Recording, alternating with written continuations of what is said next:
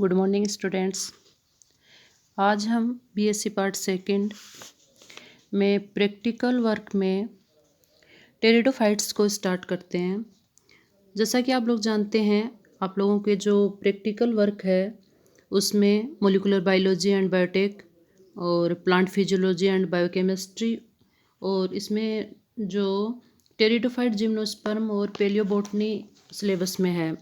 तो हम टेरिडोफाइट्स में जो सेक्शन कटिंग वगैरह हैं, साइलोटम की, सिलेजनेला इत्यादि जो मेंबर्स हैं, इनके प्रैक्टिकल वर्क को अध्ययन करते हैं। तो सबसे पहले अपन जो टेरिडोफाइट है साइलोटम, उसके बारे में अध्ययन करेंगे कि साइलोटम में अपन को फाइल वर्क में क्या करना है। तो फाइल वर्क में अपन को जैसे इसमें study of external morphology and anatomy of vegetative and reproductive part हैं। तो अब पहले अपन को उनकी जो एक्सटर्नल मॉर्फोलॉजी है उसका डायग्राम बनाना है और उसके जनरल पिक्चर्स लिखने हैं। तो आज अपन साइलोटम के एक्सटर्नल मॉर्फोलॉजी के बारे में अध्ययन करेंगे।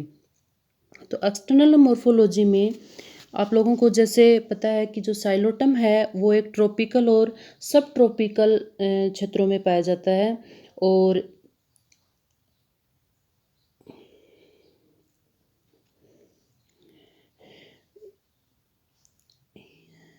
इसका जो ये एक तरह से एक टर्सेरियल प्लांट और एपिफिटिक रूप में भी पाया जाता है। तो इसकी साइलोटम की दो जातियां पाई जाती हैं, जैसे न्यूडम और फ्लेक्सीडम। यहाँ पे जो साइलोटम है अपने भारत में वो पश्चिमी बंगाल है, दार्जिलिंग जैसे आसाम और एमपी के पंचमंडी में भी पाया जाता है। अब अपन जैसे इसकी एक्सटर्नल मॉर्फोलॉजी के बारे में अध्ययन करें तो ये दो भागों में बटा होता है। इसका जो प्लांट बॉडी है, एक तो स्पोरोफिटिक होता है 2n, स्पोरोफिटिक है 2n है, और प्लांट बॉडी है वो 2 पार्ट में बटी होती है। एक तो है इसका राइजोम और दूसरा है एरियल सूट। तो जो राइजोम जो है, जैसा आप लोगों को डायग्राम में दिखाया गया है, ये तो है इसका एरियल सूट। ये पूरा पार्ट इसका एरियल सूट है और नीचे इसका राइजोम है। एरियल जो सूट है वो लगभग, अगर इसकी ऊंचाई देखी जाए तो ये 20 सेंटीमीटर तक ही होता है, और कुछ प्लांट जैसे अनुकूल परिस्थितियां हो तो इसकी लंबाई और भी बढ़ सकती है। तो जो इसका राइजोम होगा वो जमीन के अंदर पाया जाता है। ये देखिए,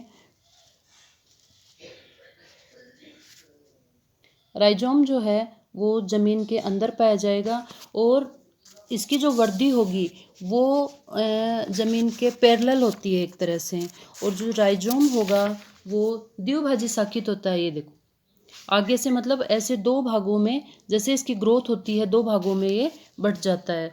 तो जो राइजोम है वो द्विभाजी शाखित है, ज़मीन के नीचे पाया जाता है, और इसके ऊपर जो जड़ें हैं वो एक तरह से इसमें जड़ और पत्तियां एब्सेंट होती हैं इस प्लांट के अंदर।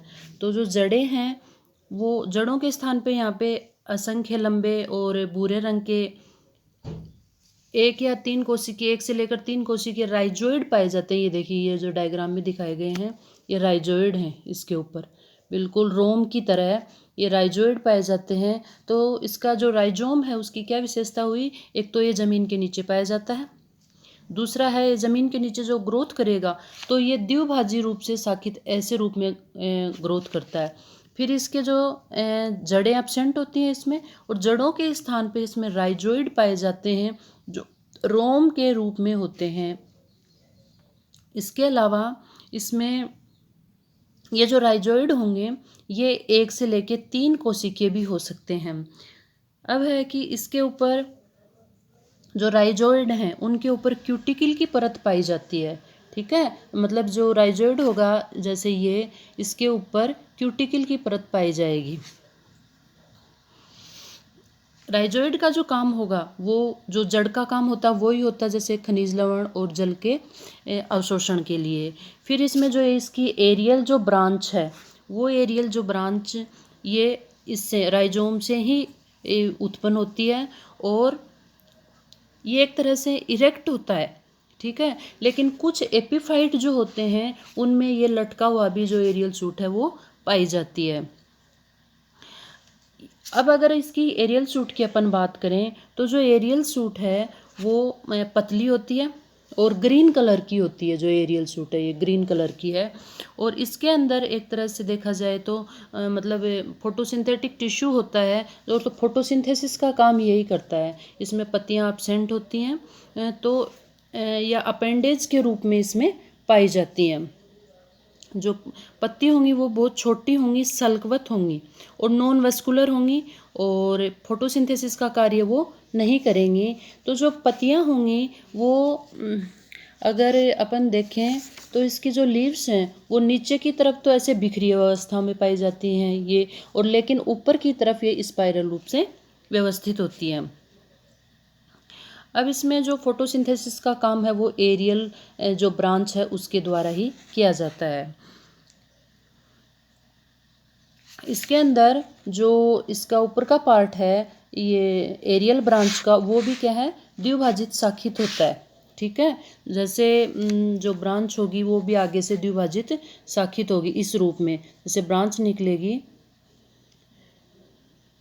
वो इस रूप से द्विभाजी शाखित होगी, फिर वापस ब्रांच निकलेगी वो भी इस रूप में द्विभाजी शाखित होगी, और बारंबार वो रिपीटली द्विभाजित शाखित होती जाती है।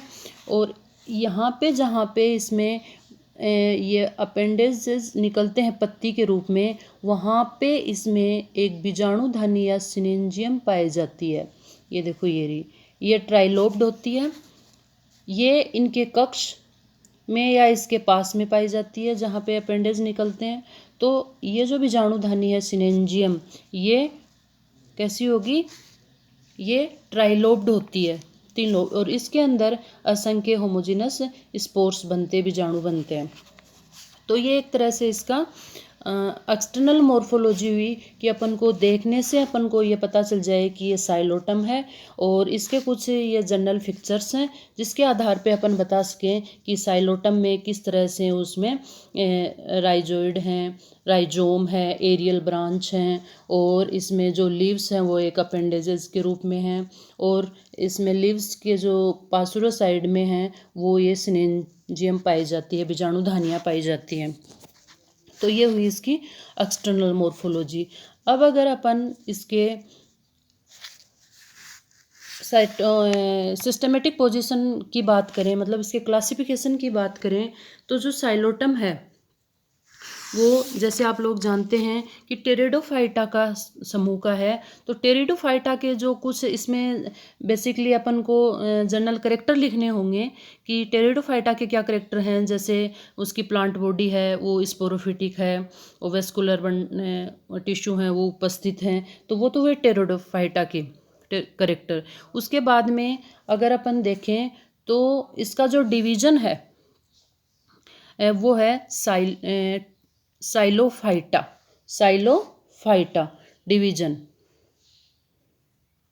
डिवीजन है वो है साइलोफाइटा। अब साइलोफाइटा के भी अपन को करेक्टर बताने होंगे, तो उसमें जो प्लांट बॉडी है वो सरल होगी, उसमें भूमिगत प्रकंद पाया जाएगा, और जो वायवीय जो उसकी एरियल शूट है वो द्विभाजी रूप से शाखित होगी, जैसा अपन ने साइलोटम में पढ़ा।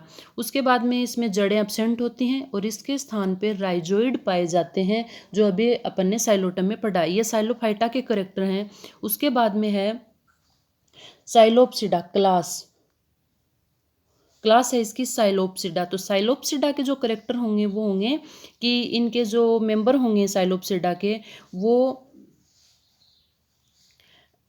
वायव्य प्रो होगा उनमें, और वो जो एरियल शूट होगी वो द्विभाजित शाखित होगी ऐसे इस रूप में, ठीक है। उसके बाद में इसमें बीजाणु उत्पादक जो अंग होंगे वो या संरचनाएं होंगी वो द्वि या त्रिपाली सिनेंजियम के रूप में पाई जाएंगी, मतलब बीजाणु धानियाँ जो होंगी वो द्वि या ट्राइलोब्ड होंगी, ठीक है, बाइलोब्ड या ट्राइलोब्ड होंगी। उसके बाद में ये जो ऑर्डर है इसका वो है साइलोटेल्स, ऑर्डर साइलोटेल्स। तो साइलोटेल्स जैसे आप लोगों को पता है कि ऑर्डर के आगे एल्स लगता है, तो इसका ऑर्डर होगा साइलोटेल्स। साइलोटेल्स के जो करेक्टर होंगे वो होंगे कि सिनेंजिया की उत्पत्ति होती है इसमें, और जो सल्कवत इसके अंदर उपांगों के ऊपर जो मतलब जो अपेंडेज निकलते हैं पत्ती के रूप में, उनके अक्ष से ही सिनेंजिया की उत्पत्ति होती है। और इसमें जो युग्मोद्भिद संरचना है वो अरीय और बेलनाकार होती है। ये साइलोटेल्स के करेक्टर हैं। उसके बाद में आती है इसमें फैमिली साइलोटेसी।